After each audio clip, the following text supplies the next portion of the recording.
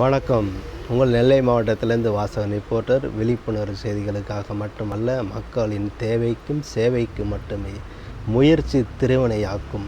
ஐக்கிய நாடுகள் சபை அறிவித்திருக்கும் நிலையான வளர்ச்சி இலக்குகளில் ஒன்று 2030க்குள் உலகளாவிய காச நோய்க்கு முற்றுப்புள்ளி வைப்பது என்பது.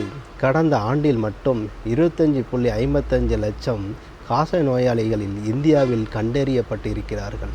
காசநோய் மரண விகிதம் 2015ஆம் ஆண்டுடன் ஒப்பிடும்போது 18% இருந்திருக்கிறது. 2015இல் 1 லட்சம் பேருக்கு 28 பேர் காச நோயால் உயிரிழந்துள்ளனர்கள் என்றால், இப்போது அந்த எண்ணிக்கை 23ஆக குறைந்திருப்பதாக அறிக்கை தெரிவிக்கிறது. ஒவ்வொரு நாளும் உலகளாவிய அளவில் 3500 பேர் காச நோயால் உயிரிழக்கிறார்கள்.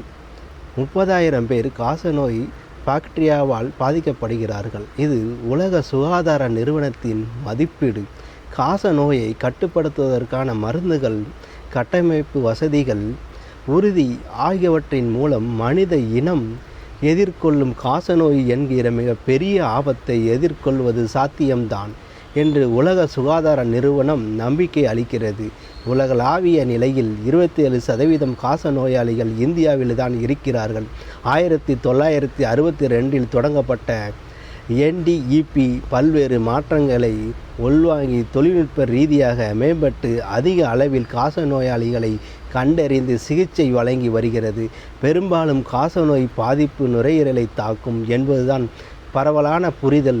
உண்மை என்னவென்றால், நுரையீரலை மட்டுமல்லாமல் உடலில் எல்லா பகுதிகளையும் காசநோய் தாக்கக்கூடும்.